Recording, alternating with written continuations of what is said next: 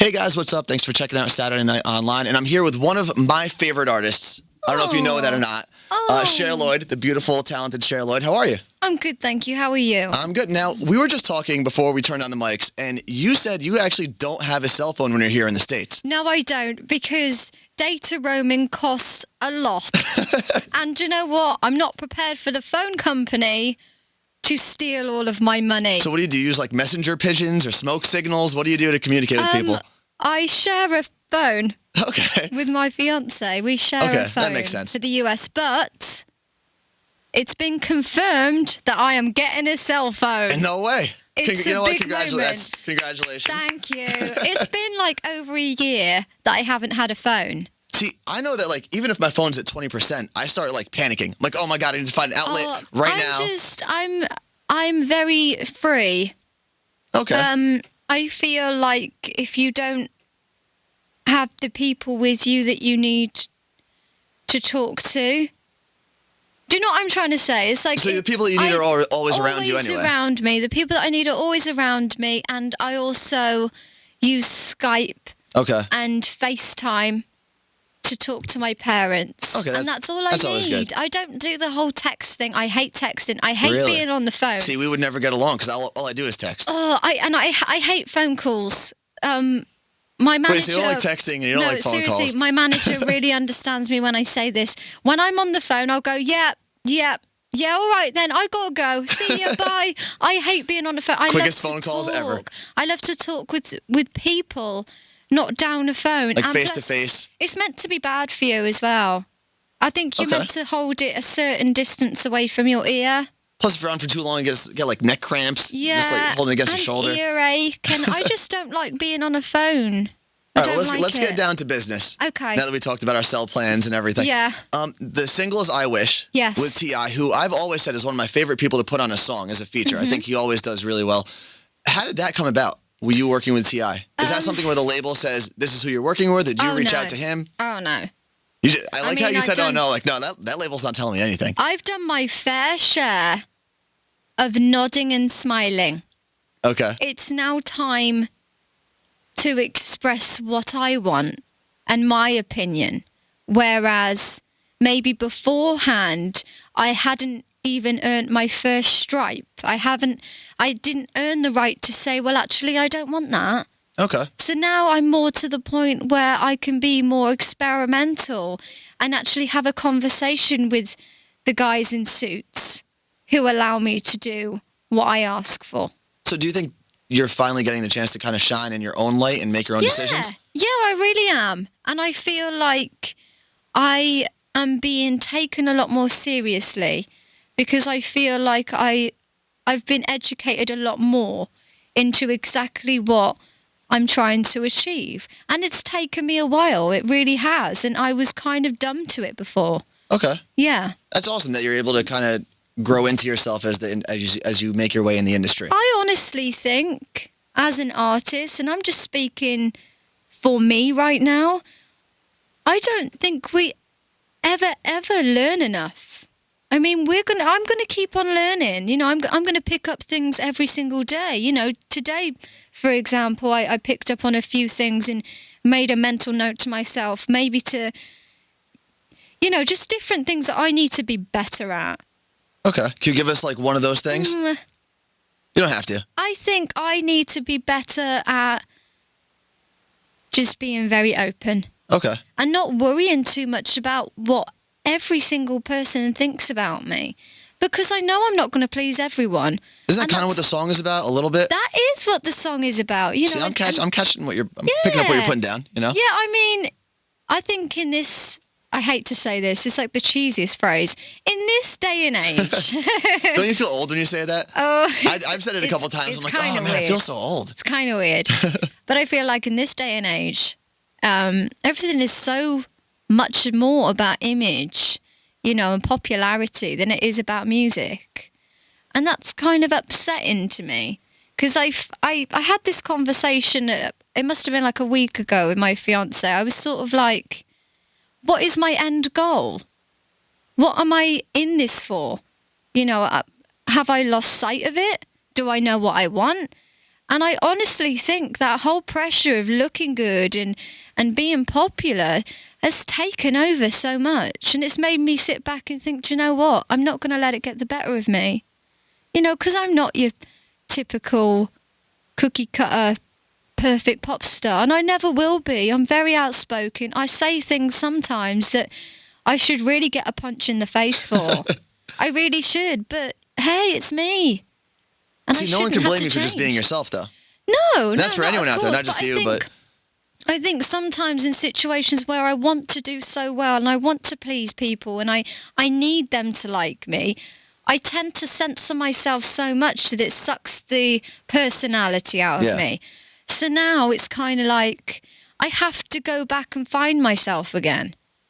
So do you think you're reinventing yourself now, or you're just growing out of what you used to be? Just growing out of the advice that I'd been given beforehand. I think early in my career, I was so outspoken that it was cringeworthy. Okay. You know, to a point where I look back and you weren't like Kanye West, though. You weren't making people okay. No, well, I would say there was like one incident where I did that, but we won't talk about everyone's that. allowed one Kanye moment. You're allowed one. But I mean, yeah, I look back and I think, okay, so I'm still that person at heart. But I think I'm a little more clever with it now. Well, just because you don't fit into, the path that everyone else wants you to be, it doesn't mean you're doing anything wrong. You're just doing it your own way. No, and plus it's so difficult right now. I think right now is the time where, you're in it or you're not. And if you're not, you can't come back. Okay. Right? That's really scary. Now, I know that I've got the sort of fan base that will back me whatever happens. I can vouch for that because every night they're hitting us up on Twitter, Facebook, they're in our Ustream chat room. The brats are wild, and we love it. Yeah, definitely. I think they're out in full force right now, and that makes me really happy. That makes me want to come back and, get out there and see the fans and interact and do things like this. I mean, if it wasn't for the fans, I wouldn't be doing it. Yeah. And I think that's what keeps me going. And the other thing is they accept me for who I am. They're not accepting me for the fact that I got my out and I got my out for the crowd. I've been trying that, but no, I've been trying to put my out. And I don't think it would work for me. No. I've got no. It wouldn't work. I've got little baby ones. Me too. I'm working on them.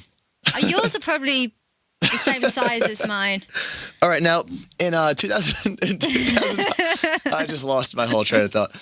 In 2014, you're going to be on tour. You're going to be touring with Demi as well as Fifth Harmony. Yeah. Bunch of dates set up. Now, I feel like the fandoms with the three of you, that's probably too much for any stadium to actually hold. Yeah, possibly. I mean, have you got the? I would like to just say something on that note. Sure. I feel like my fans are slightly cooler. Okay. I think my fans are the type of fans that'll probably be like, yeah, we're into it, but we're not going to make too much noise. Like, like a bit cooler, like... They're like the laid back. Laid back, like, yeah, we're into this. We're going to sing, but we're not going to scream too loud. We're just going to be cool. and I will be able to see who my fans are, even by what they're wearing. Yeah. Like, I have this thing. Is there like an outfit that you'd be looking for to be like, that's a brat right there? Like, they don't do overboard, okay. which is something that I always try, and the advice that I try and give to them, like, don't try too hard. Try to be cool about it. And that's how I always know if they're my fan or not. Okay. Now, well, since we're talking about the brats, what we did was we went on Facebook, we went on Twitter, and I even went into our Ustream chat room, and I asked all the brats to give us questions for you. Yeah. So you ready for some questions from your fans? Definitely. All right. Let's see. First, from Ustream, we got Matt101 wants to know, what was it like to co-write Sweet Despair with Beth Ditto? That was a pretty incredible experience. I think that day I learned a huge lesson about myself.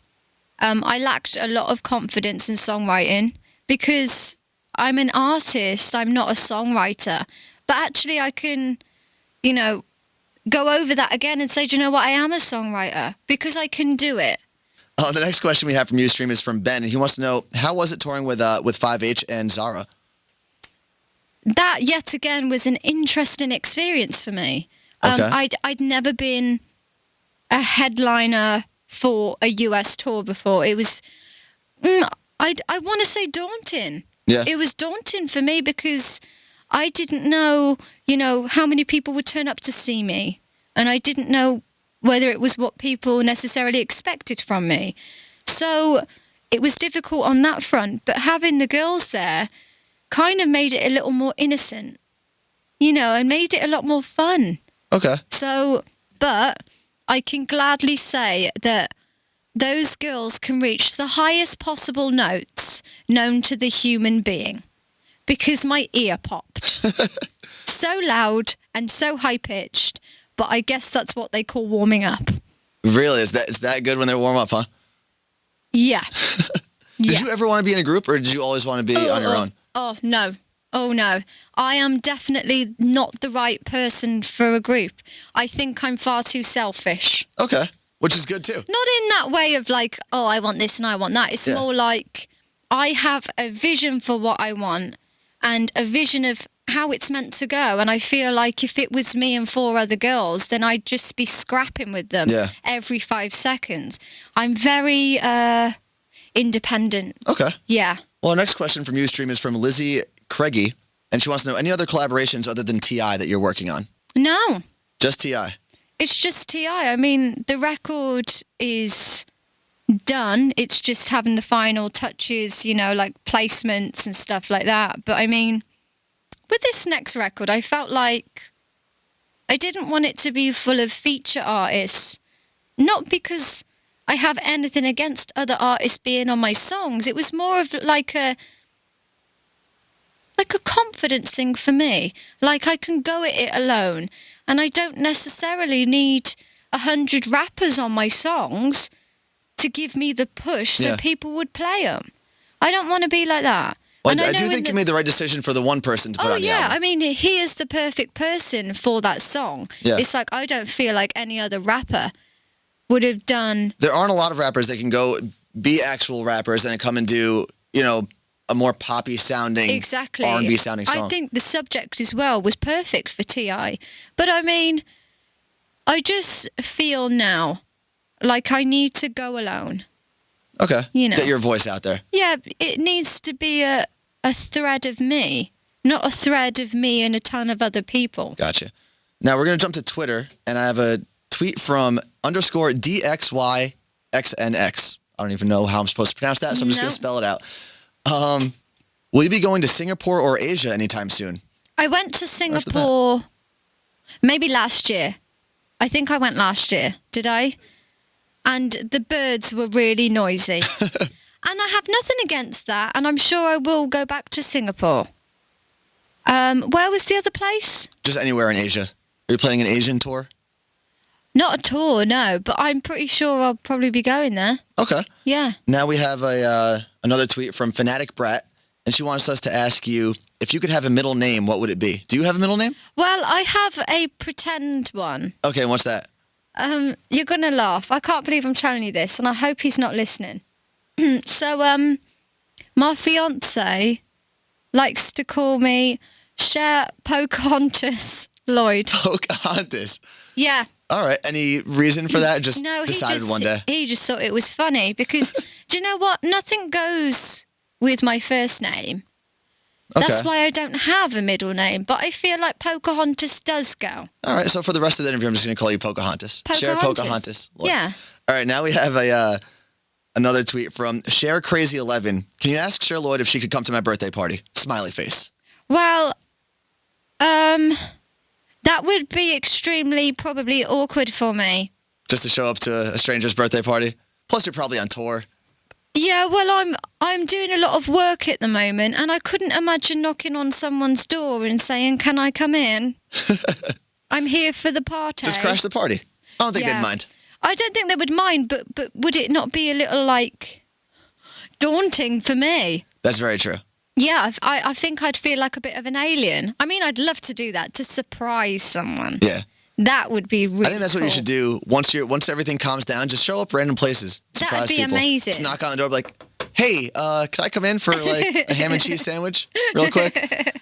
All right, and then the last question we have is from Facebook, and Sandy wants to know, do you belong to any other artists' fandoms? Like, are you a Harmonizer, a Levotic? Are you a Monster? Do you love Lady Gaga?